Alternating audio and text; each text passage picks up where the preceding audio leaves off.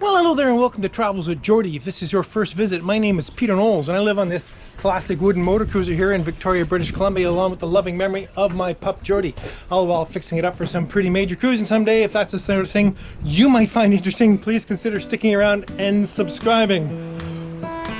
Today's the day!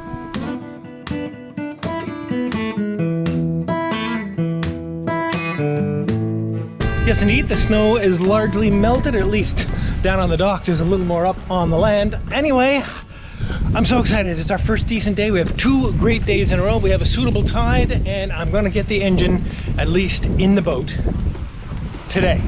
But first, we got to jump back in time and prep the boat. Did I pull that off? Was that a seamless cut? All right then, bloody cold. So I've been to the lumber yard. I've been to the steel yard. I have extra wood. Time to build the gantry yet again. I think this is the 7th time I've built.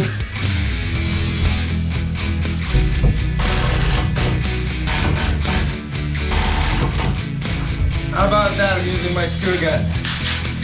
I do use it now.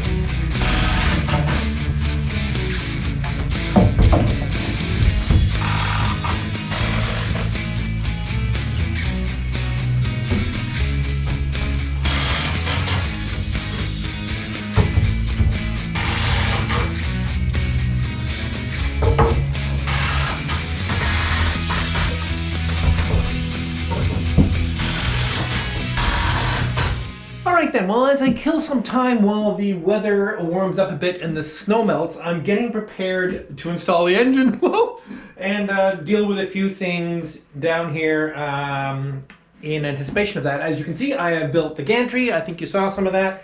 And the engine beds are bolted down with lots of bolts, as well as a few bolts through from the existing engine beds. I loathe to do that because, of course, these engine beds will be removed and discarded at the upcoming haul-out.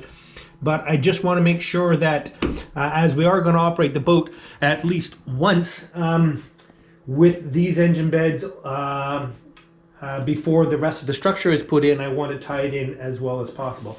Okay, so what I'm playing with today is fuel tank design. And as you can imagine, the fuel tanks are going to go in this void here. Just a quick update of what's going to go on. Basically at the front section will have battery boxes both sides. The next section will be a general storage section. And then from that mark right there, back for 48 inches will be the fuel tanks. And the fuel tanks will scoot all the way in under to about here. Now, as you can imagine, the shape of the fuel tank, if I just swing you down into here a little bit, basically will be vertical, not on this because this is temporary, but it'll come up inside the engine bed here and up against the bottom of the sole structure, and then down and along on an angle, and then a little bit of a flat. I'm going to show you a drawing in a minute, but I just want to give you a rough idea of how they look. The other thing I'm going to do, and it explains why I put in such a wide engine bed, is that I'm not going to support the fuel tanks on the either the frames or the floors. I'm going to support them on a big aluminum angle bolted to the side of the engine beds. That's because I want to spread the load as much as possible. In a pounding sea, I don't want those tanks bouncing on these frames or floors at all. So anyway, so the tank will come to about here, out for a bit, up, exactly. Now, the thing I gotta make sure is, because I'm putting this extra structure in, these extra frames are gonna come inside of this.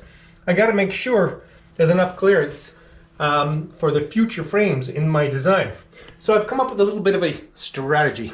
So to do a little bit of a test fit, what I've done is I've designed something that I think will fit. What I'm gonna do, I'm gonna cut it out of a piece of door as a cross section and see if it does fit. And after all, the tank will be exactly 4 feet long because it'll be made up out of folding a 4x8 sheet of aluminum, and then it'll have end plates welded on the end. So if I make a template, the cross section, the shape of the end plate, and it fits in at the most forward location, it's going to fit at the back, further back, because the boat gets wider back here. Okay, let me get going with what I think will fit.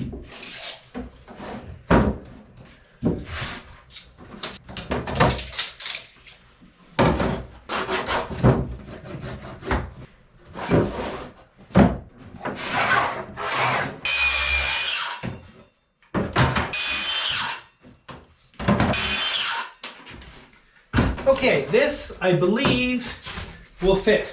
Let's check it out. Okay, so it should go in right here, basically. Now, you'll see that these are the steering cables. They're currently going straight from one sheave to the other. There's going to be another control sheave that holds that in, so you can ignore those. Okay, so this is going to sit basically right like this. Going to take 2x4, which is 1.5 inches thick, and use it as a guide to see if there's plenty of room underneath where the new frames will go. So plenty of room there. Plenty of room for a new stringer that I'm going to put in here. In fact, there's more room than I need. And more room here at the bottom. Truth is, I could probably make a bigger tank. Templates are wonderful things because they really give you a better sense of what's going on. I think I'm going to make the tank deeper, or at least flatter at the bottom, to use up more of this space down here. And maybe even leave a little more space up here because of the way this is going to curve up into that frame. It's basically going to go up in there. That's too tight. This is not tight enough. Templating. Yes, I couldn't leave well enough alone. I have changed the design several times since I've talked to you last. Yeah. Anyway, I think I got something I'm really happy with right now. And I'll show you it in a second. Okay, let's see how this works. Right about there. I love it. I love it. I don't know if you can see, but there's tons of room for the new frames to go in there. There's plenty of room under here for structure, for a new stringer. And there's plenty of room at the bottom. Now let's see how it fits at the aft end. Oof. I'll be glad to be not on my knees too much longer. Okay, so it'll be about here, right about there. All right, nice and tight, which is what I was expecting, because of course the structure will be here that holds it, as well as the angle under here. Plenty of room over there, of course. I might want just a hair more off of here. Yeah. Anyway, let me show you how I deal with this on the computer. Okay, so this is my sort of catch-all drawing for things I'm working out when I'm working on a project. Okay, so here is the cross-section of the tank as I've most recently drawn it. I don't know if you can see that, but basically it's 1.9 tall, 2'7" deep, etc., etc. So that folds out of a sheet, a 4x8 sheet of aluminum very nicely. So these are the folds, and it leaves just 2 inches over here at the end, which I don't know all that much about folding tanks, so maybe that's a nice bit of spare. The other thing is, if I move this over, the end caps nest quite nicely on a 4-foot sheet as well. So it'll take basically a 2.5 sheets to make both tanks. So that should be relatively economical. Now, to calculate the volume, I'll just calculate the area of the end of the tank here. La-da-da, la-da-da. And it gives me 3.35 square feet. So, if I fire up the calculator, 3.35 times 4 for the length of the tank will be 13.4 cubic feet times 7.5 gallons per cubic feet. Oh my gosh, can you see that? 100.5 gallons. Well, that was very convenient. Now, I wasn't really planning on a tank that big. Truth is, 100 gallons of diesel weighs 700 pounds times 2, 1,400 pounds of fuel. I'll burn less than a gallon an hour at 6 knots or so, so that's well over 1,200 nautical miles. That's Alaska and back comfortably. I don't really need tanks that big, but they fit really nice. I got to think about it a little bit. A lot of people say, get the biggest tanks you can fit in, but why carry all that weight if you're very rarely going to use it? Of course, I plan to cruise all over the world effectively. Anyway, give me some thoughts on that. Big tanks, not so big tanks. Yeah. Well, while we're in the neighborhood, why don't we have a look at putting the drive flange back on? And if you've been following along, this is actually the original drive flange that was on the boat when I bought it, and this is the Borg-Warner Velvet Drive pattern, which is the same as the PRM 280 that I've just bought. So I think I'll try and clean up the shaft a little bit, see if I can get this on. What I think I'll do actually is just take this up to the parking lot and touch this against the back of the PRM just to make sure we're in the right game here. It's a bit dark and cold for this, but this is the sort of thing that might save me an awful lot of grief later on.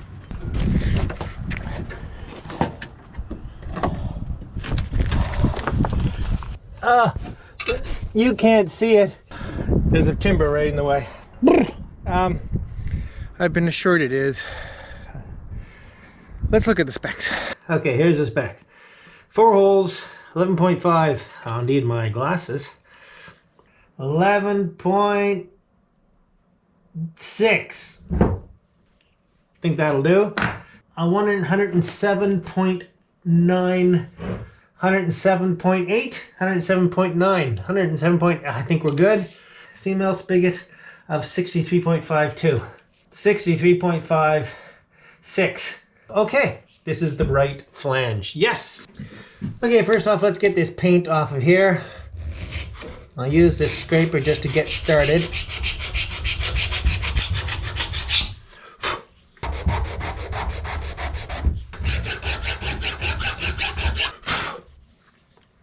I'm going to say that is pretty flat. Of course, I got a little paint inside when I painted it, but not much.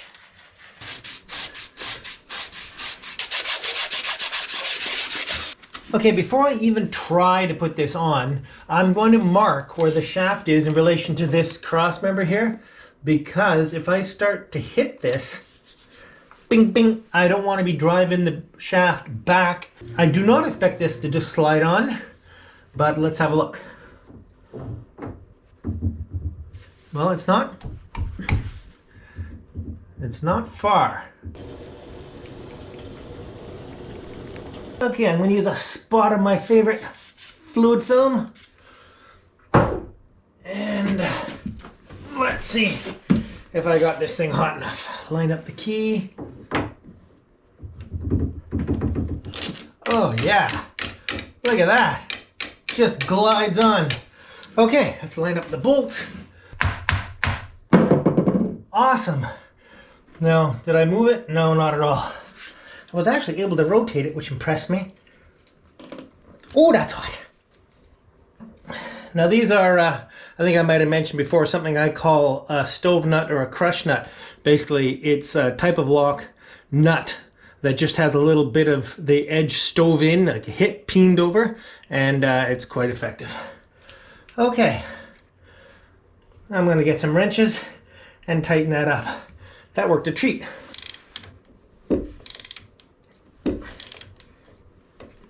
Okay, that'll do for now.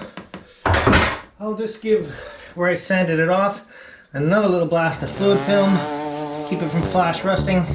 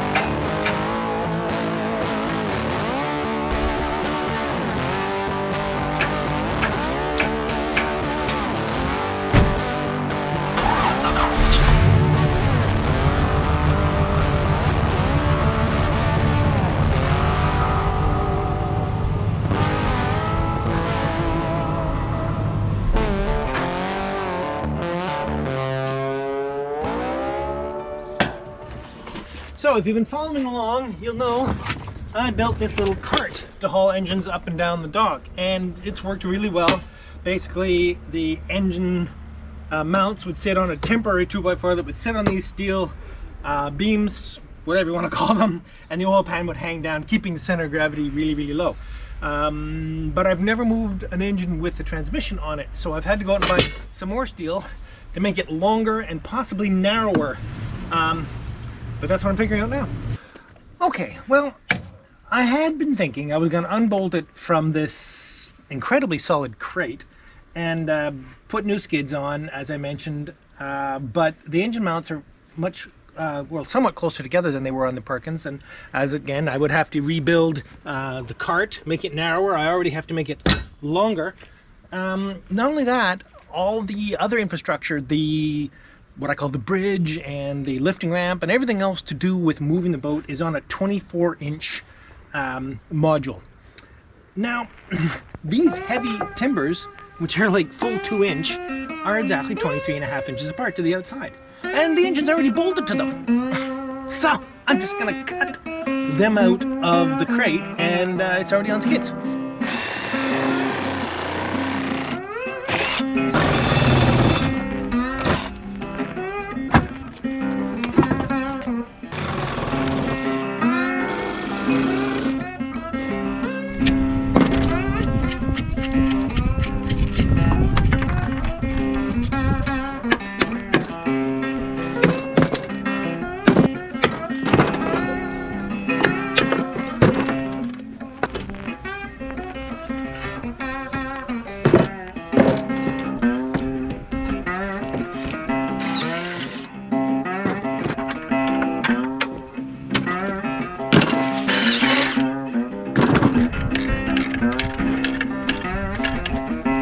Ladies and gentlemen, is a cart.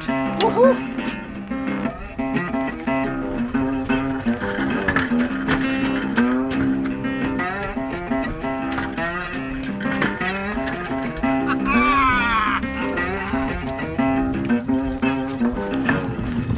Let's put the motor on it, shall we?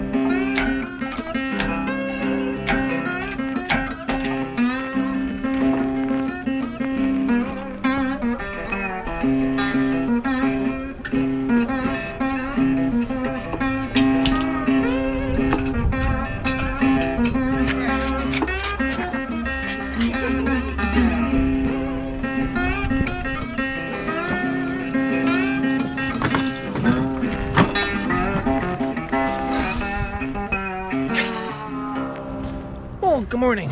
Decided not to bring the engine down the dock last night as it was a bit windy and there were some big swells coming in. So we left it till this morning. Unfortunately, bit of frost on the dock. So on the side of caution, we're going to put some salt down, and then we should have it down. I should point out it was Lady Zephyrus who pointed out that we really need to salt these docks. She's helping me this morning. Very grateful. Okay, I think we're just about ready. Okay, and then that last bump, so that, we're down. Okay.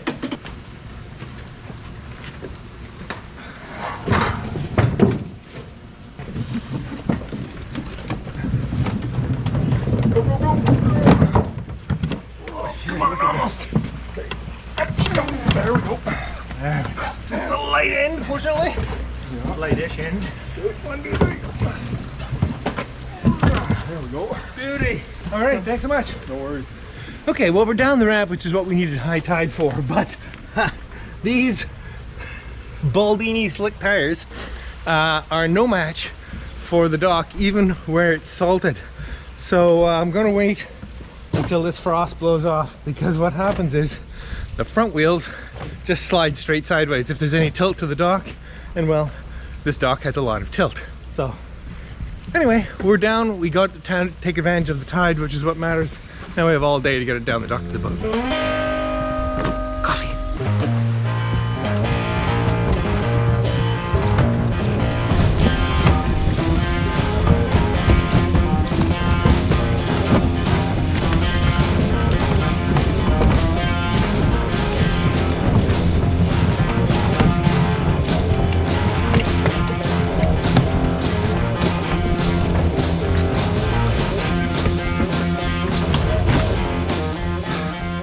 Okay, it's time. You'll all remember Alex, my partner in crime for these little adventures going in and out the window. It must be going relatively well because he has agreed to come back and help again. So here we go. What I call the bridge is in place. The engine setup is slightly different this time, as you know. The dolly is longer. We're not quite sure how they're all going to get connected just yet, but we're going to figure it out, right? Gonna wing it. Gonna wing it. Again. That's what you said last time. Okay, let's go.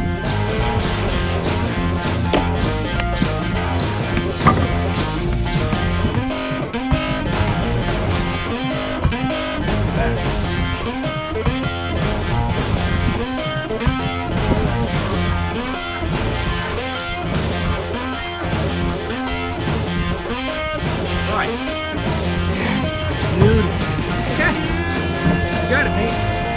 Put them both. Got it, mate. Don't use the rails.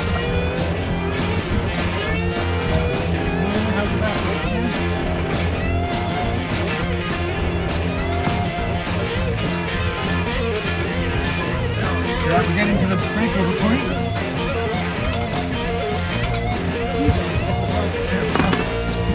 Alrighty. Thanks so much, Ken. Come on! It looks so small. Okay, folks, I don't know if you remember the Perkins. We had to take the oil cap off for it to fit underneath there, and that big notch out of there for the oil pan, and that went super slick. All right, let's pull it in the rest of the way.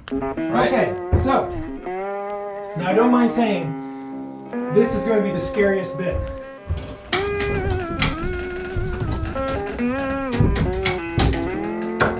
Okay.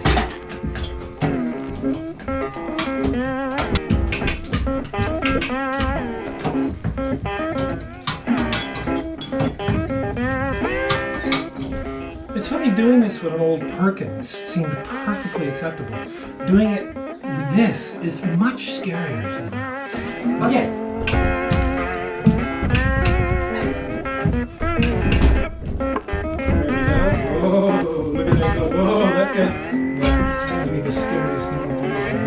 Oh, she's free. She's free. Look at that. Holy crap. Okay. Get the So we got platform two away. safeties. Let's get this out of here. Hang on. Okay.